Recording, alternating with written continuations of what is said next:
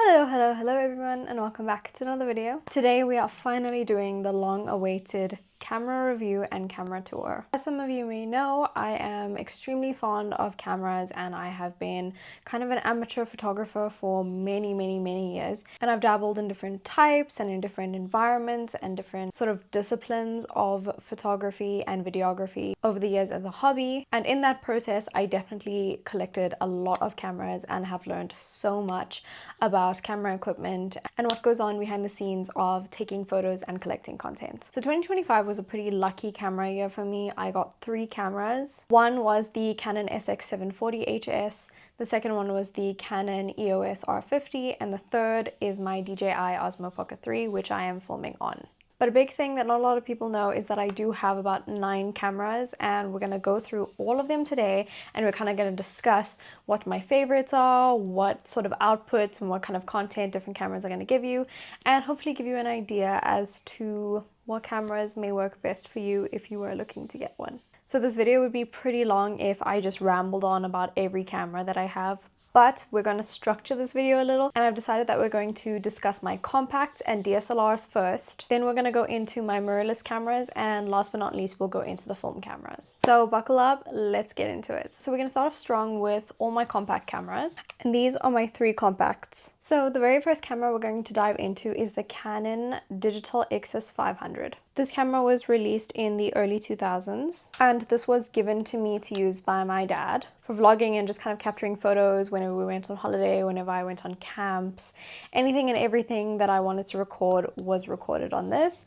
And the funny story is that I had my own vlogging series as a child, and there are actual digital vlogs that I've taken on this camera. In terms of some specs, this camera is a 5 megapixel camera, and it's got a 3x optical zoom. It does do photo and video, but can only take 2 gigabytes of content before the SD card is filled. It's got one of these really massive SD cards, and we know in this day and age this isn't gonna work. However, this camera was something that really exposed me to the potential that I can have for content creating and taking pictures and capturing memories, and I really enjoyed using this as a child. One cool thing about this camera that I remember is that it has a viewfinder. Not many compact cameras have a viewfinder, so this was something that was super cool to me as a child. And unfortunately this camera doesn't work anymore. I believe that they don't make the battery packs anymore, and we don't have any spare, so it's used its 200 charges, and whenever I turn it on,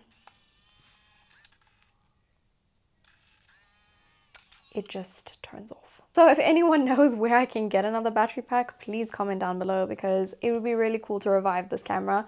But since it's from the early 2000s, I do understand if it needs to take a rest, and that is why I'm keeping it with me just as a little vintage decor item for now, I guess. The next compact we're going to talk about is the Samsung ES10. This camera was actually my brother's. So when we were younger, when we used to go on holidays and we used to have cameras as kids, my dad gave this one to my brother and I used the Canon. And quite a few years ago I found this camera lying around in the drawer, and because it takes normal AA batteries, I was like, cool, let's start her up again. And after capturing a lot of pictures and videos on this camera for the last few years, I actually realized that this is a really cool sort of vintage camera that you can use whenever you want something light and friendly. This camera is an 8.1 megapixel with 3x zoom, and I believe the focal length is 6.3 to 18.9 millimeters. This is a really cute compact for when you want to take selfies or shoot something very close range. It does have photo and video, and it does take a normal size SD card, so it's super easy to be capturing content even now. This is the screen, and I'm just going to take a sample picture. One of my favorite things about this camera is the flash composition, so I'm just going to take a quick selfie.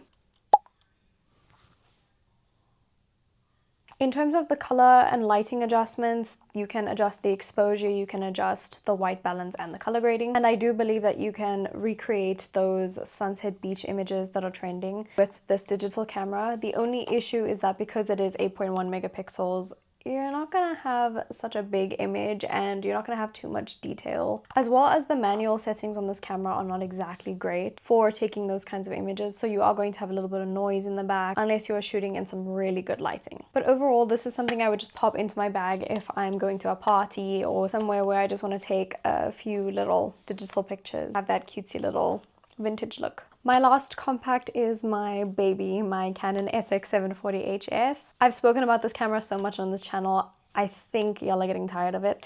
But I did post an unboxing video of this camera last year and I promised to do a full review, and this is kind of going to count as the full review. So starting off with the features, of course it's got the flip up screen, and this is actually a dupe, I would say, for the Canon G7X. I initially opted to get the G7X, but I was noticing that there is a worldwide supply issue with that camera. If it got damaged, I would be waiting forever for a replacement, and paying that much money for a compact, it just didn't make sense to me. So many other digital and mirrorless cameras that you can get for that price with interchangeable lenses that are so much more worth your money. So this camera was half the price of the G7X, and I think I kind of just liked the G7X idea with the flip up screen, and I was like, I might as well just get this one. So I believe this camera was released in 2018 or 2019, somewhere around there.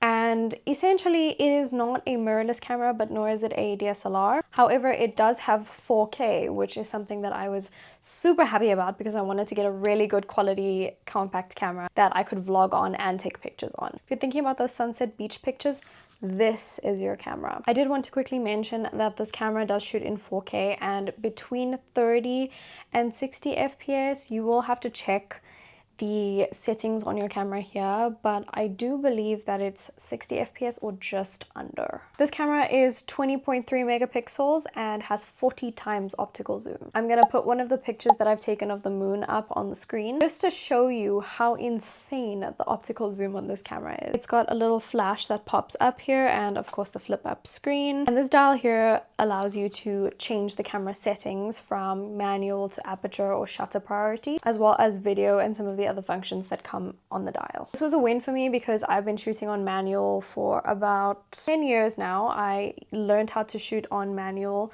with a DSLR camera, which we will get to, when I was 14 years old, and I think since then I haven't gone back, and I've never used the automatic or program auto function unless I am in a more casual setting where I don't want to be changing my camera settings all the time. In terms of some of the other specs, this camera does have Bluetooth, and it uses the Camera Connect app, which you can get on your phone, and you can automatically transfer from the camera to your phone without plugging it in or taking out the SD card. In terms of the color grading, I have spoken a little bit about this, but there are multiple different options for color grading. You've got the standard neutral, vivid, sepia and black and white functions, and then you've got your automatic white balance functions that you can choose: daylight, shade, sunset, etc. While we're at it, I will give you guys a little tutorial on how you can take those beach sunset photos or those digital photos on this camera. So the thing about taking those sunset photos is having your shutter speed as high as possible. Now your shutter speed is the speed at which the camera takes photos, so that is your frames per second, and essentially it's the speed at which that shutter opens and closes to capture a picture. On this camera here, I just turn the dial like so, and it moves my shutter speed. I believe it goes up to 3,200 frames per second, which is quite fast. Thereafter, you want to make sure that your aperture is as low as possible, and aperture is the natural lighting that your lens will let into the camera. So if you are taking those sunset photos, you want the sunset and remaining light to come into your photo as much as possible. Now, when you set your shutter speed so high, your screen is going to look really dark because it is going to take those pictures at a very quickly and alarming rate, and that is where our flash comes in. And immediately, the nice thing about this camera is that it adjusts when your flash is closed versus when it's opened.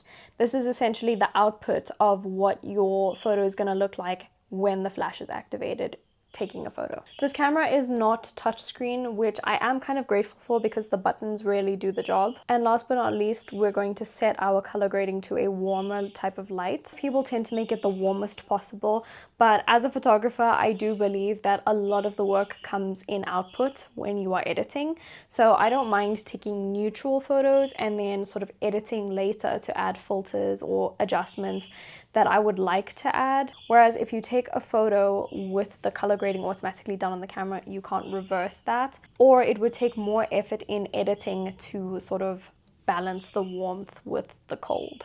So to change the functions on the camera, I would just press that middle button there and all of the information comes up. It's got your manual versus your automatic focus. It's got the picture quality.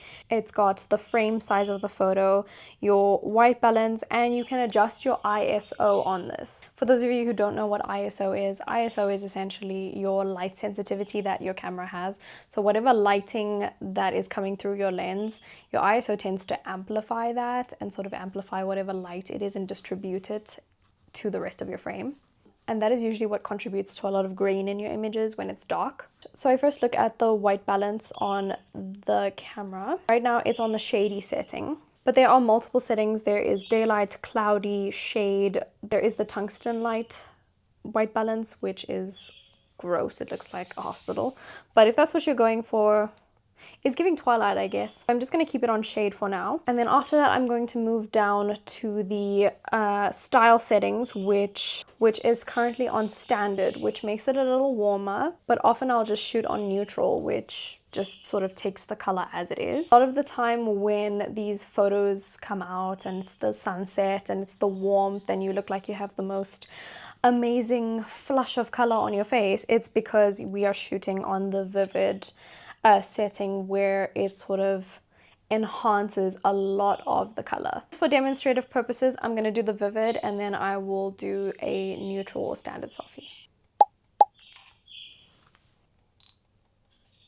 So just to sum that up, your aperture should be as low as possible, your shutter speed should be as high as possible, your ISO should be as low as possible, and your flash should be on. And that's how you're going to get that perfect image. You can also use the camera on the program auto mode. There's no problem with that at all. The camera will just take in exactly what is being shown and adjust that to the best possible way to get as much detail in as possible. But if you are looking to blur out certain things and if you're looking to have a certain style with whatever output you want, you're gonna have to shoot on manual aperture priority or shutter priority. If you are looking to see the vlogging quality of this camera, there are multiple vlogs on my channel that you can go take a look at to just see what the vlog quality is like. I do recommend going to watch the unboxing video for this camera because I do sample footage in that one. Overall, this camera is like a 10 out of 10 and I highly recommend it to anyone who's looking for a cute little compact digital camera that is super lightweight that you can just carry in your bag and go.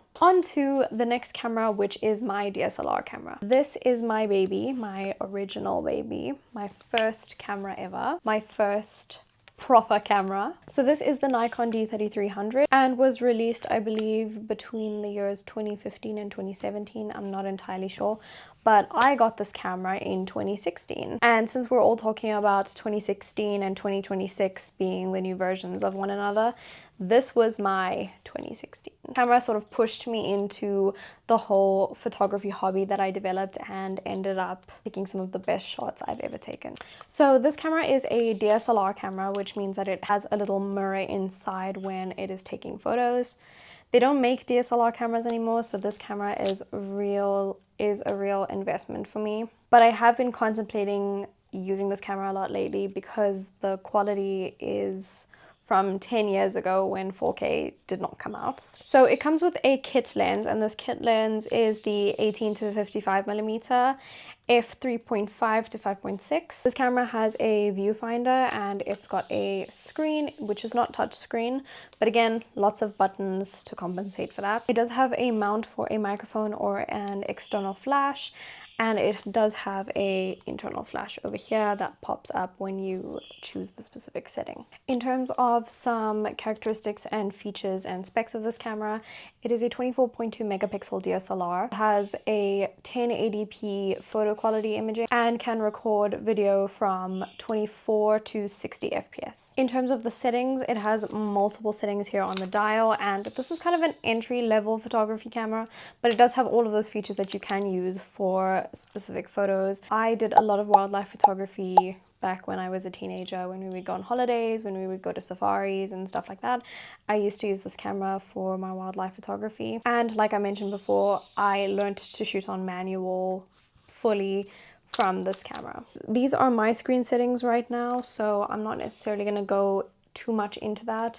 But in terms of the photo quality, I've got mine on JPEG Fine and 1080p. It does have manual and automatic focus, which you can change on the camera as well as with the lens. This little ring here allows you to manually focus your photos. And if you want to, you can always just shoot on a live mode over here.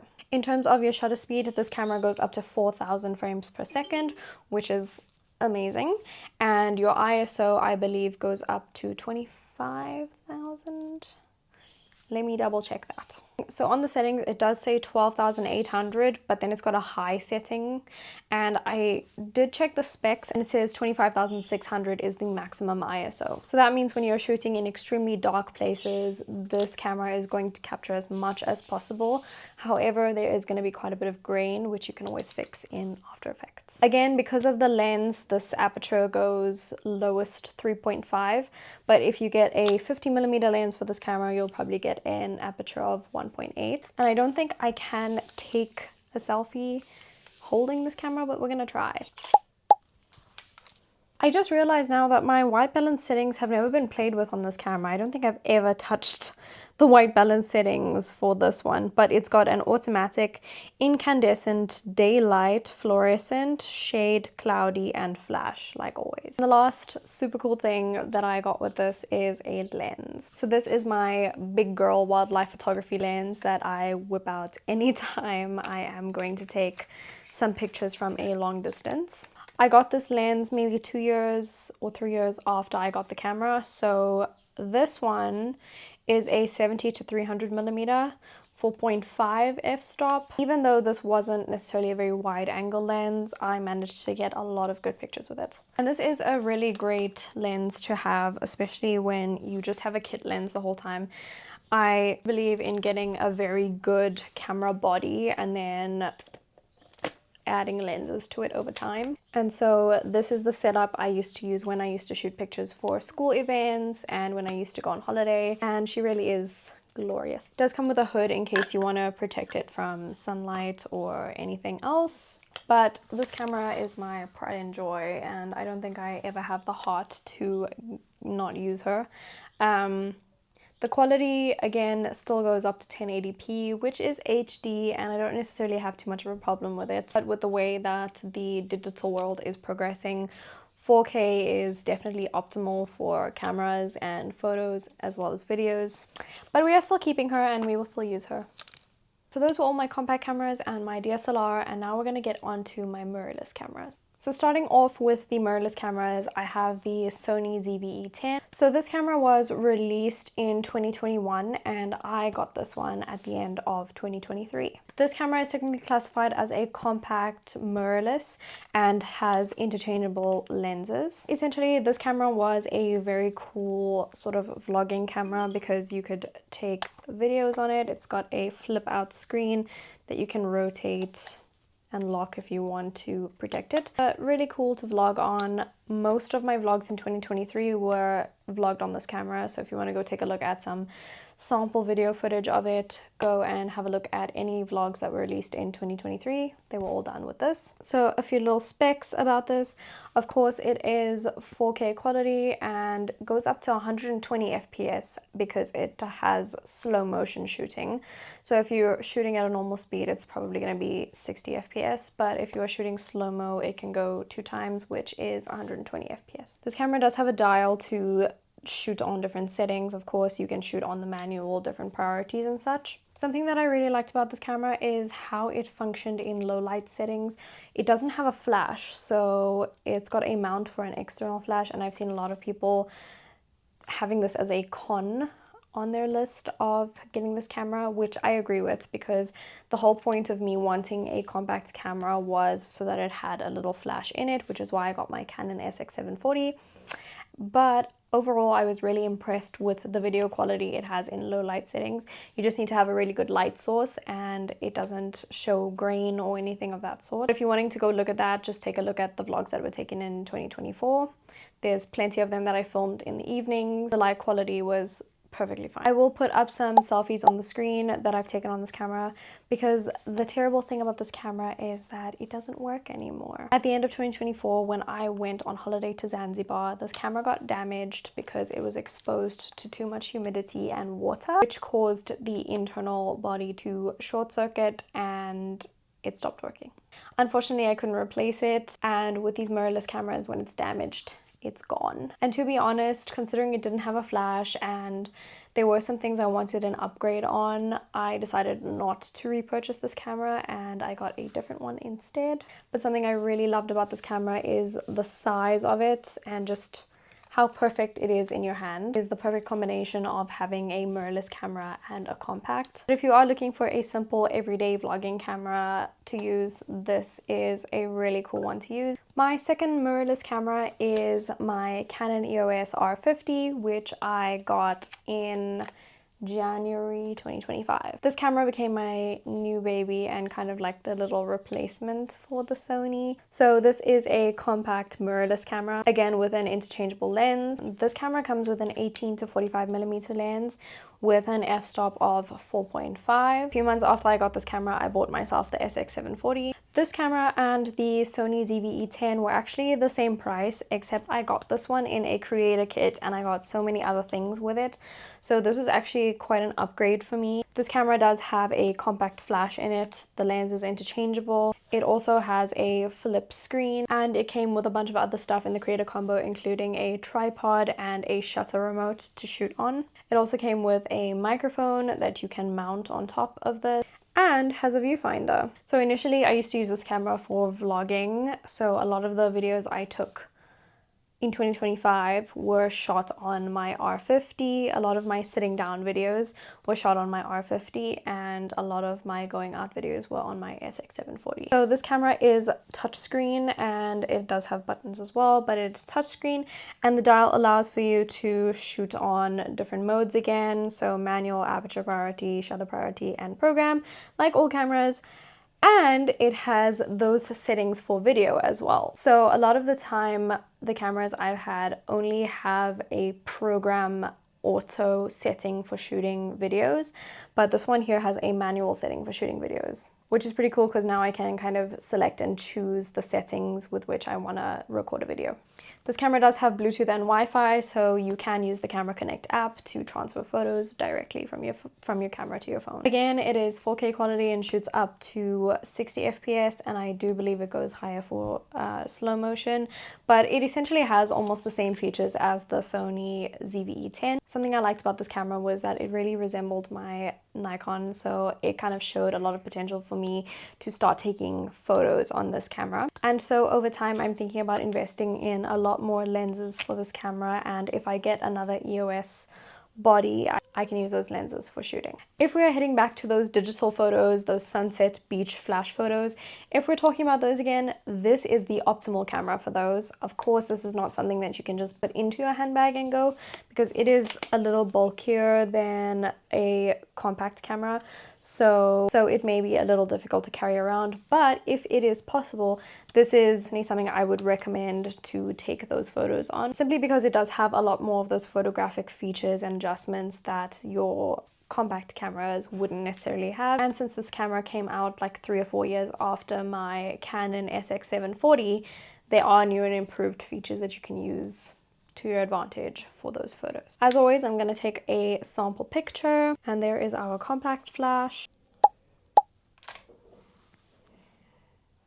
In terms of the picture style, it's also got the same ones that my other Canon has, which is your automatic standard.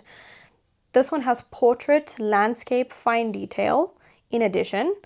And then it's got neutral, monochrome, and then you can select and make your own filters and store them on the camera. Another super cool thing I observed about this camera is that the viewfinder has a sensor here that when you move your face to it, it switches off, and whatever displays on the screen, it will display in your viewfinder. So if you've got your shutter speed at a certain setting, or if you've got your ISO at a certain setting, it will show in the viewfinder, and you can just change as your face is against the camera.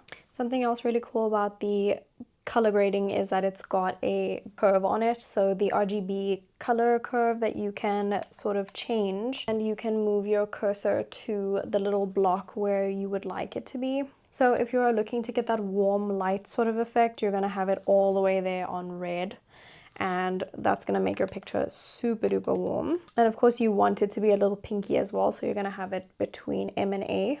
But as I said, I do have a preference for shooting on a neutral or standard mode and then doing all the editing afterward, because sometimes I want to use a neutral picture for different purposes. But all in all, I really think this camera is a really good starting vlog camera to have and carry around for just shooting content.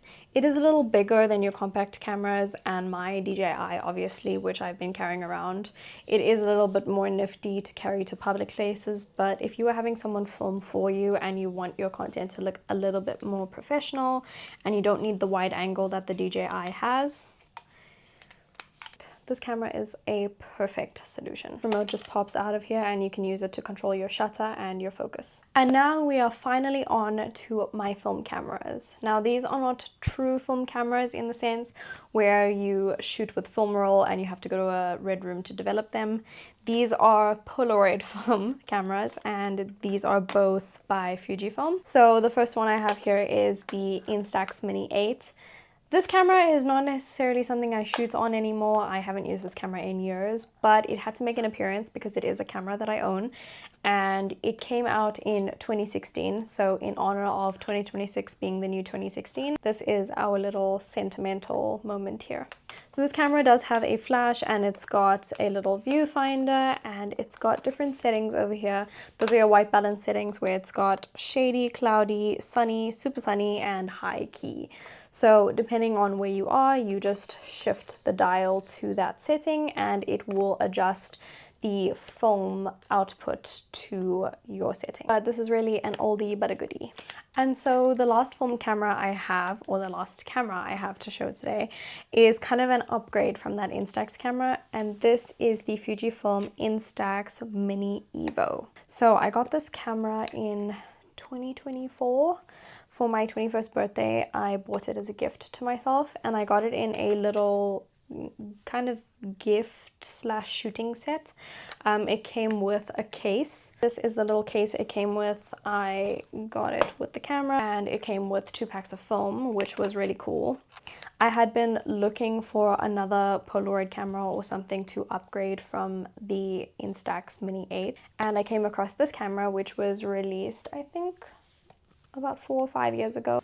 So I'm really aiming to use this camera a lot more because it does give that really cool vintage feel, and you do have more of a choice with this camera. So I got a little lens cap from Temu. They are available, so you can just order them. If you're wondering where the wide angle went, my DJI's SD card just filled, and I'm now shooting on my Canon EOS R50. So here is a little sample of what the video looks like, and this is she, but we will get to her just now. Getting back to my Mini Evo, this camera is a little bit more digital now. So it's got different filters, and it's got multiple camera settings that you can now adjust before you decide to print a Polaroid camera. The dial here turns different filters, and you can also adjust the dial in the front. Rotate the dial here, it adjusts different filters and different settings that can come out of this camera. It also has a really cool flash that you can use, and it also has a teeny tiny mirror here if you want to take selfies. And one of the cooler things about it is it's got an app, so you can connect this camera to the app and send photos to print from the camera to your phone. If you want to store the photos that you've taken on this, you can send them to your phone, as well as if you want to print photos that are from your phone to your camera, you can actually send photos and print them. So this kind of doubles up as a camera and printer, which I've really been using over the last few years. If I've taken a photo on one of my other cameras and I like the quality and I want the quality to be preserved, because this camera doesn't necessarily offer the same quality as your digital cameras would, I've sent those photos from my phone to the camera and they print them. This camera also takes a micro SD card right there in the bottom, so if you want to store the pictures, you can do that. And when you want to directly print after you've taken a photo on the camera, you just press this little lever here and the photo will print out. That is what this camera has to offer. The picture quality isn't bad at all. It does give that vintage retro look, so if you're going for that, this is the perfect camera to pick. Really love this one, looking forward to using it a lot more. And of course, last but not least, my DJI Osmo Pocket 3. This is a little action camera and I got this one in December of 2025. I did an entire unboxing and a whole video of reviewing this camera and going through its settings and such, so I'm not going to talk too much about it. But it essentially has that really cool flip screen setting and a little gimbal. You can shoot in portrait mode as well, and it has a really cool wide angle lens that allows you to get all those action shots and get in a whole environment that you are shooting in. I've definitely loved carrying this one around. It's so discreet and so much easier to film in public. So I'm really looking forward to using this camera a lot more. Of course, it does shoot up to 4K 60 FPS. It does have slow motion, it does have time lapse, and it's got a bunch of other functions that this cool little structure can do, this gimbal. And I'm really looking forward to exploring a lot more and shooting on this camera. I've heard some negative reviews about this, that they only last a few months, so I'm trying to be very gentle with it when I'm flipping the screen or switching it off. It does heat up quite quickly when you are shooting consistently for a long amount of time, so that is something I would be careful of. But overall, this is my new addition to the family. And that concludes our camera tour. Those are all my little babies and everything that I have been using to put out content for the last few years. And I'm so grateful and happy that I get to use these cameras to put out content for you guys and have the variety to choose from. And I hope this gave you a little idea of which cameras are really cool for you in case you want to buy any. Comment down below which cameras were your favorite, and if you have any questions, I'd be happy to answer them. And if you have any more recommendations of other cameras that you think are really cool, comment them down below. That concludes our camera tour. Thank you for watching, everyone, and I will see you next time.